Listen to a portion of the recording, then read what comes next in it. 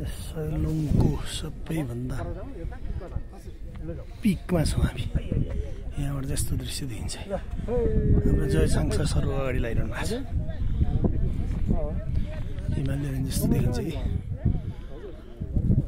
हामी बसेको त्यही हो। त्यो हरियो देखेको त्यहाँबाट आएको हामी। रामी सापको बस्तीहरू होला श्रृङ्खला यस्तो देखेको छ। यस्तो बाटो हुँदै आयो है। गौरीशङ्कर हिमाल गाडी देखिएको छ।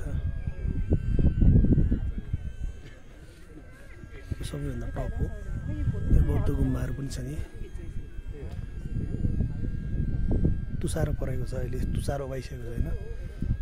उक्लिँदा त ठिकै थियो। यस्तो सेतो तुसारो यहाँले देख्न सक्नुहुनेछ। यो बाटो ओभाइसकेको छैन। त्यस कारण बिहान 4 बजी आएर हामी फर्किसक्यौँ भन्नेहरू धेरै लडेको देखियो। किनभने तुसारो भएको छैन। अब हाम्रो चाहिँ यहाँ कार्यक्रमै भएको हुनाले हामी फर्किँदाखेरि सम्भवतः यो तुसारो ओभाइसक्नेछ।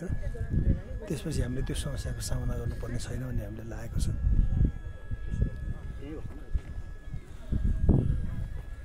हाम्रा साथीहरू पल्लो थुममा पुगिसक्नु भएको छ।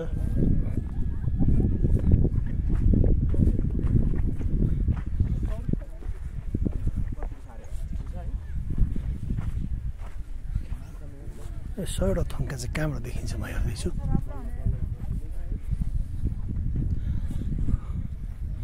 सैलुङको अर्थ नै 100वटा थुम्का भनेको छ नि त।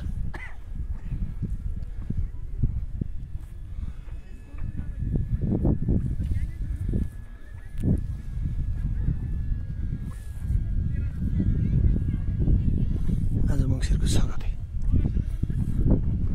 गोर्खापत्र संस्थान आयोजक र मुदुपर्क मासिकको सहायजना साथै सैलुङ गाउँपालिका दोलखाको समेतको आयोजना यो विशाल साहित्यिक सम्मेलन यहाँ हुन गइरहेको छ। 1 जुनपछि रचना वाचनको कार्यक्रम पनि रहेको भनिएको छ।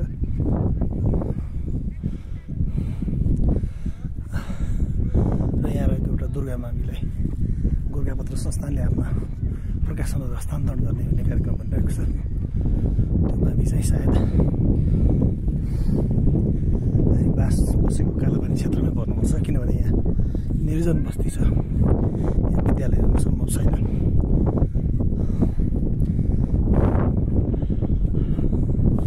3200 मिटरको उचाइमा रहेको छ समुद्र सतहबाट।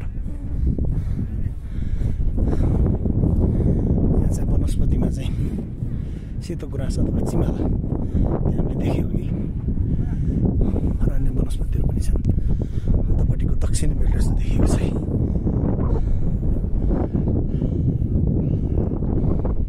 यति चिसो हावा चलेको छ कि